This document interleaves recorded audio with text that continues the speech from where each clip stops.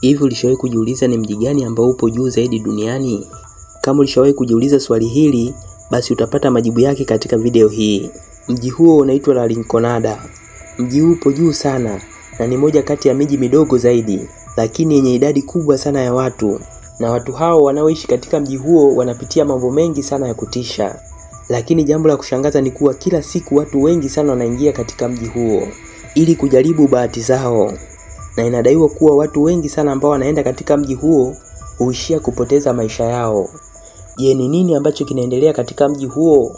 Na kitu gani ambacho kinasababisha vifo vya watu katika mji huo? Ili uweze kufahamu mambo hayo na mengine mengi sana kuhusu mji huu wa La Rinconada, hakikisha kuwa unaungana nami kuanzia mwanzo mpaka mwisho wa video hii. Na kama bado hujasubscribe katika channel yetu, unasubiri nini? Hakikisha kuwa una subscribe kisha unabofya alama ya kengele ya notification. Kwani kwa kufanya hivyo utaweza kupitwa na video zetu zenye lengo la kukuburudisha na kukuelimisha. Mimi naitwa Dennis Jenson. Hapa kazi tu. Mji huu unapatikana katika wilaya ya Ananea katika milima ya Andes nchini Peru. Inadaiwa kuwa mji huu upo katika urefu wa mita 5100 kwenda juu, ambayo ni sawa na futi 16700 kutoka katika usawa wa bahari. Hivyo kutokana na jambo hilo linaufanya mji huu kuwa ni moja kati ya miji iliyopo juu zaidi duniani. Kwa mujibu wa vyanzo mbalimbali, inadaiwa kuwa mji huu uligunduliwa katika karne ya 20, na baada ya ugunduzi wa mji huu ikaja kugundulika kuwa mji huu ulikuwa na madini mengi sana ya dhahabu, na wakati huo hakuna mtu ambaye alikuwa akiishi katika mji huo. Baada ya kugundulika kuwa kulikuwa na dhahabu nyingi sana, ndipo ambapo watu walianza kumiminika kwenda katika mji huo.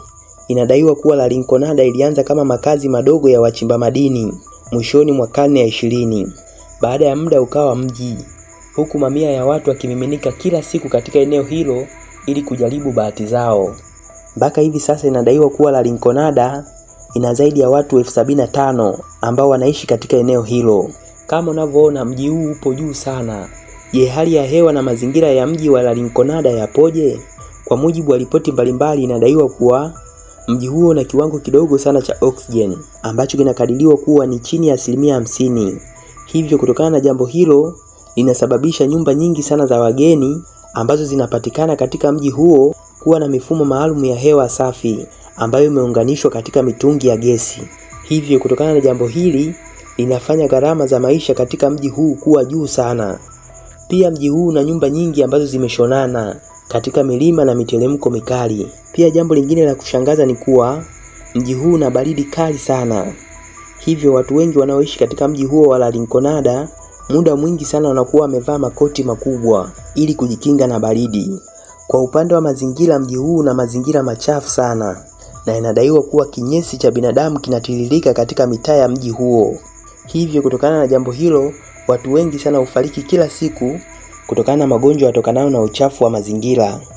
Pia mazingira magumu ya kazi, uasherati na ulevi, achilia mbali kemikali za zebaki ambazo huzalishwa kutokana na mbinu duni za uchimbaji wa madini. Mambo hayo na mengine mengi huchangia kwa kiasi kikubwa sana watu wengi sana kufariki dunia katika mji huo. Je, maisha ya wachimbaji yapoje? Inaelezwa kuwa mchakato wa uchimbaji wa madini katika mji huu hufanywa na makampuni madogo na watu binafsi. Pia imeripotiwa kuwa watu wengi sana hufanya kazi katika mgodi wa dhahabu unaomilikiwa na kampuni ya Corporation. Inadaiwa kuwa wachimbaji wa migodi hupanda kila siku mlima, hupanda kila siku zaidi ya dakika 30 karibu na mita 5400 juu zaidi hadi kufikia kwenye milango ya migodi ambayo imezingirwa na barafu kali. Kisha wanatumbukia katika mashimo hayo marefu ambayo yana uwezo wa kufikia mita 457 kwa urefu. Kisha baadaye wanaingia katika mashimo madogo madogo ambayo yana kiwango kidogo sana cha oxygen, na hewa yenye sumu ndio imetawala katika mashimo hayo ya dhahabu. Mara baada ya kuchimba madini hayo, watu huvunja mawe na mashine inayoendeshwa kwa punda au kwa mikono yao wenyewe.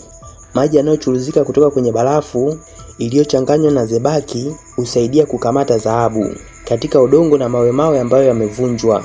Baada ya hapo dhahabu hiyo huuzwa kwa watu wa kati ambao hufanya kazi kama walanguzi katika maduka ya kununulia dhahabu yanayopatikana katika mji huo wa La Rinconada. Baada ya watu hao kununua dhahabu hizo, huenda na wenyewe kuziuza kwenye soko la kimataifa, na inadaiwa kuwa dhahabu nyingi sana huuzwa huko India na Asia.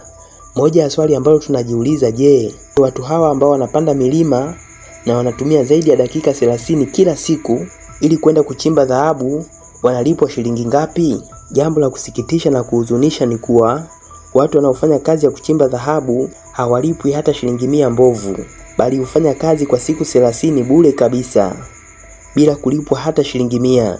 Lakini ifikapo tarehe 31, basi siku hiyo wafanyakazi wote hujifanyia kazi wenyewe, na kile ambacho mtu atakipata siku hiyo basi kitakuwa ni cha kwake, na ndio yanakuwa malipo yake ya mwezi mzima. Hivyo ikiwa mtu siku hiyo atapata gramu 20 au 30 za dhahabu, basi gramu hizo zote zitakuwa ni zake. Siku hii watu hawa hupenda kuita the rain day au siku ya mvua kunyesha kwa lugha ya Kiswahili. Na endapo usipopata kitu chochote siku hiyo, basi mwezi mzima utakuwa umefanya kazi bure. Na mfumo huu wa malipo unaitwa kacholeo. Hakika huu ni moja kati ya mfumo wa unyonyaji sana. Je, wewe maoni yako ni yapi kuhusu mfumo huu? Niambie kwenye sehemu ya comment. Swali lingine ambalo tunapaswa kujiuliza ni je, usalama wa watu wanaoishi katika mji huu wa Rinconada upoje? Kwa mujibu wa tafiti mbalimbali zilizofanyika katika mji huo, zinadai kuwa kuna usalama mdogo sana na kifo kinaweza kumpata mtu dakika yoyote ile. Pia wageni wengi sana wanaoingia katika mji huo wa Rinconada mara nyingi sana huvamiwa na vijana wahuni kisha huwapola mali zao. Pia endapo ukiwa unatembea na ukaisiwa kuwa una dhahabu mfukoni kwako, basi unakuwa katika hatari kubwa sana ya kuuawa. Mara nyingi sana watu wanaonunua dhahabu hizo katika mji wa Rinconada na kwenda kuziuza dhahabu hizo mjini, mara nyingi sana huvamiwa pindi ambapo wakiwa njiani na watu wasiojulikana ambao huziba sura zao na vinyago, kisha wanawapola dhahabu walizozibeba. Kiufupi ni kuwa hali ya usalama katika mji huu wa Rinconada sio shwari kabisa. Yaani ni mbaya sana. Lakini jambo la kushangaza ni kuwa mamia ya watu humiminika kila siku katika mji huu ili kujaribu bahati zao. Inadaiwa kuwa wanawake waruhusiwi kuingia katika migodi ili kuchimba madini, bali wao hukaa nje na kufanya shughuli zingine nyingi sana. Kwa mfano kuuza migahawa, maduka na kufanya kazi ya ukahaba na zingine nyingi sana. Niandikie maoni yako kwenye sehemu ya comment kuhusu video hii. Kama bado hujasubscribe katika channel yetu unasubiri nini? Hakikisha kuwa una subscribe kisha na bofya alama kengele ya notification. Kwani kwa kufanya hivyo utaweza kupitwa na video zetu zenye lengo la kukuburudisha na kukuelimisha. Mimi naitwa Dennis Jenson. Asante sana kwa kuwa nami kuanzia mwanzo mpaka mwisho wa video hii. Na kutakia wakati mwema na tukutane tena kwenye video nyingine.